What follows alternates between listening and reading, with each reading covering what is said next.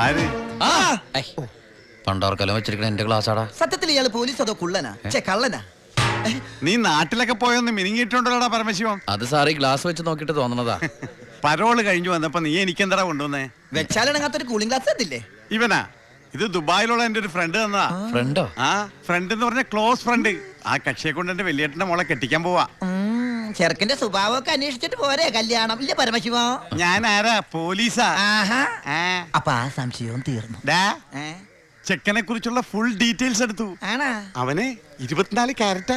എന്റെ വ്യാകുല മാതാവ്, എന്നെ കൊല്ലും. ചുമ്മാ ഇത് കണ്ട, ഇതവന് ദുബായിക്കുള്ള കത്ത. എന്തിനാ ഇപ്പൊ കത്ത്? കാര്യം അങ്ങോട്ട് നേരിട്ട് പറഞ്ഞൂടെ? അതിനവൻ ദുബായിക്ക് പോയില്ലേ? അവൻ ദുബായിലെത്തി. ഇത് വെറും ഒരു കത്ത് മാത്രമല്ല, ഒരു ലിസ്റ്റ് കൂടെ ഉണ്ട്. ഒരു DVD, ഒരു TV, ഒരു മൊബൈൽ, അങ്ങനെ ചിന്ന ചിന്ന സാധനങ്ങള്. പോലീസ് അല്ലേ മോനെ, ഓസിന് കിട്ടിയാ വിടുവാ. കാശിനൊക്കെ ഇപ്പൊ എന്താ വില? ടൈറ്റാ. ചിന്നാടൻ ബാബുവിനെ ആശുപത്രിയിലാക്കാൻ വേണ്ടി ലക്ഷങ്ങൾ ഏമാർക്ക് വീശിന്നാണല്ലോ കേട്ടത്. അത് ശരി. അപ്പൊ അതാണ് അവനോട് കാണാത്തത്.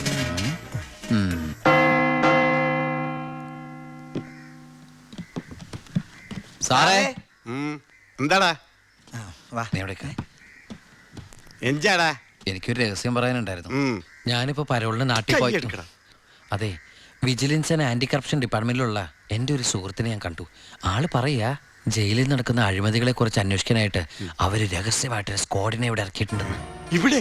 ആ, കള്ളത്തരത്തിൽ ചിലരെ ആശുപത്രി കിടത്താൻ കൂട്ടി നിൽക്കുന്നവരൊക്കെ പിടിച്ച് അകത്തിടും അത്രേ. അങ്ങനെ എന്തെങ്കിലും ഉണ്ടെങ്കിൽ സാറ് സൂക്ഷിക്കണം കേട്ടോ. ആ പിന്നെ ഞാനിത് പറഞ്ഞു, ആരോടും പറയരുത്. നമ്മുടെ ഡോക്ടറുടെയും സൂപ്രണ്ട് സാറിന്റെയും പണി പോകുന്ന എനിക്കിത് കാണണം. അവരും കുറച്ചു നാൾ തിന്നട്ടേന്നുണ്ടാ. എന്താ സാർ? ഉണ്ടേ കൊണ്ട് പോയതാ. ആരെ? ഒന്നുമില്ല.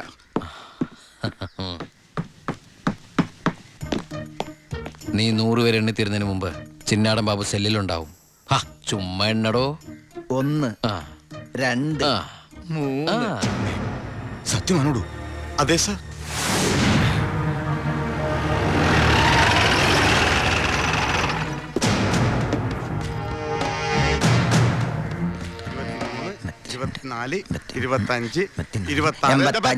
എന്താ കണക്ക് തെറ്റിക്കുന്ന? ഇത് വേറെ കണക്കാണ് സാറേ. ഈ എന്റെ കണക്ക് തെറ്റി. ഞാൻ എവിടെ നിർത്തിയത്? നീ നിർത്തിയതല്ല 85 മുതൽ ഞാൻ ഇവിടെ നിൽക്കുന്നു. 85 86. ഞാൻ എവിടെ നിർത്തിയത്? 25. 27 28 95 96 97 98 99 100.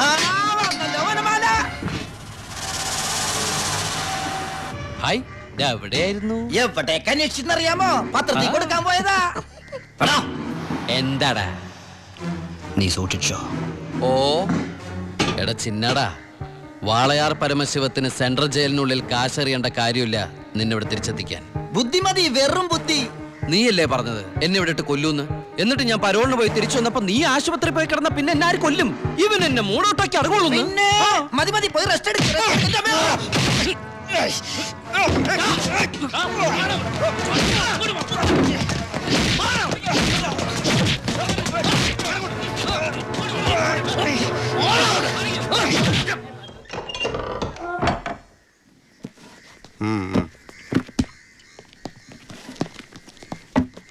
നിന്റെ ആരാടാ ദുബായിലുള്ളത്? ഇടക്കിടക്ക് കത്ത് വരുന്നുണ്ടല്ലോ. നമുക്കുണ്ട് സാറേ ദുബായിലൊക്കെ ഫ്രണ്ട്സുകള്. എനിക്കും ഉണ്ടപ്പോ നിനക്കുണ്ട് ദുബായിൽ ഫ്രണ്ട്സ്. എനിക്കാരുമില്ല. നിന്നോട് ചോദിച്ചില്ല? അല്ല, ചോദിച്ചാൽ തന്നെ പറയാൻ ആരുമില്ലെന്ന് പറഞ്ഞതാ. 2 കത്താ. From Divakaran, jailer, central jail. ഇതൊന്നും നിനക്ക് ദുബായിലേക്ക് അയച്ച കത്തല്ലേ? എന്തൊന്ന് എഴുതി വെച്ചേക്കണാവോ? എന്തായാലും ഒന്ന് നോക്കിയേക്കാം. പ്രിയപ്പെട്ട എൻ്റെ ഉണ്ണിക്ക്, ഞാൻ ഗോപികയുടെ കൊരങ്ങച്ചൻ, കൊച്ചച്ചൻ, ജയിലർ ദിവാകരൻ എഴുതുന്ന സ്നേഹത്തോടെയുള്ള കുത്ത്. കുത്തോ? ഈ ജയിലിലെ ശീലം വെച്ച് എഴുതിയായിരിക്കും കുത്തേ. കുത്തും കത്തും തിരിച്ചറിയാത്ത നമ്മൾ തമ്മിൽ നേരിട്ട് പരിചയമില്ലെങ്കിലും എനിക്ക് ഗിഫ്റ്റ് ആയിട്ട് DVD, TV, മൊബൈല്, ഇതൊക്കെ അയാളുടെ അപ്പനോടൊന്ന് വയ്ക്കട്ടെ. ബാലുവിന്റെ കത്താ.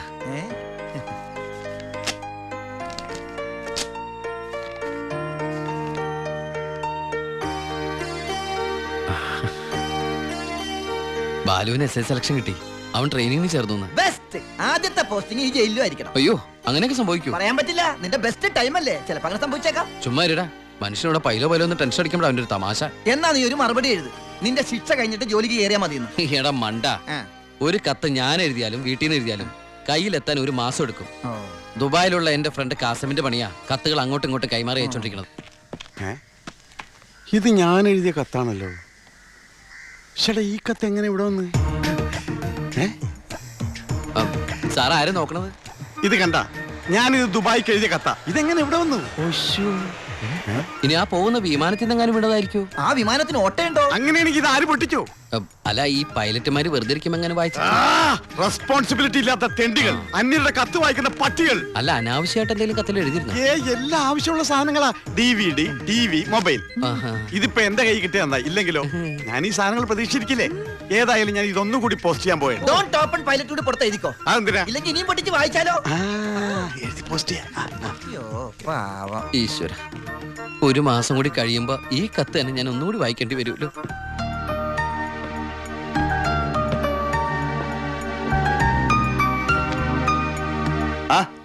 എന്താടോ? വാ. താൻ പോയി ദിവാരുണ്ടെന്ന് വരാൻ പറ. ഇരിക്കടോ.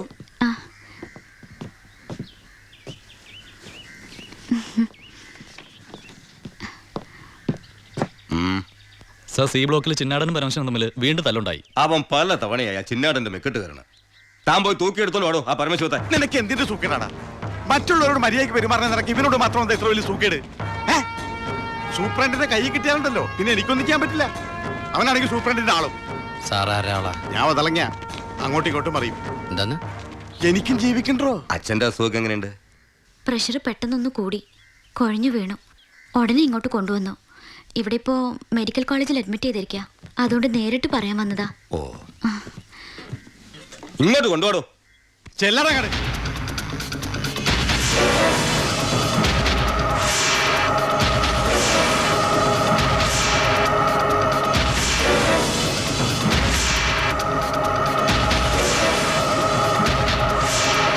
കേറി ചെല്ലടങ്ങട്.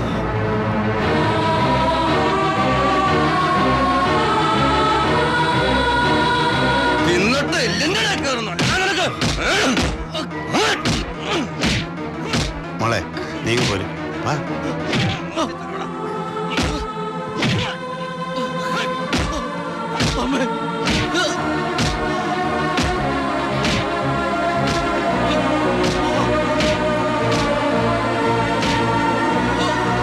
വാ.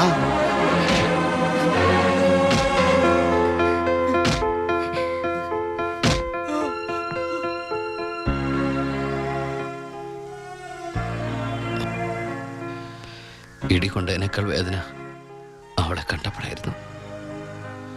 ഇനിയിപ്പോ വീട്ടുകാരറിയും, നാട്ടുകാരറിയും. അടുത്ത വണ്ടിക്ക് എൻ്റെ കുടുംബം മൊത്തം എവിടെ എത്തും? ഞാൻ ഈ കളിച്ച കളിയൊക്കെ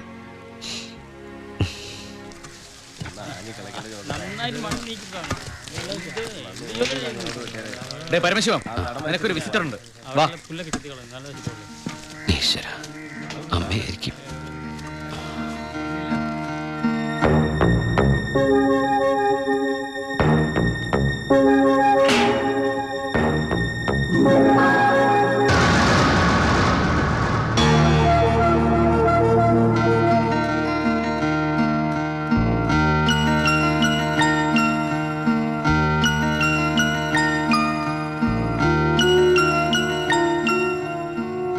നിങ്ങളുടെ ദുബായ് പൂജപ്പുര സെൻട്രൽ ജയിലിന്റെ അകത്താണെന്ന് ഇവിടെ വെച്ച് കണ്ടപ്പോഴാണ് മനസ്സിലായത്.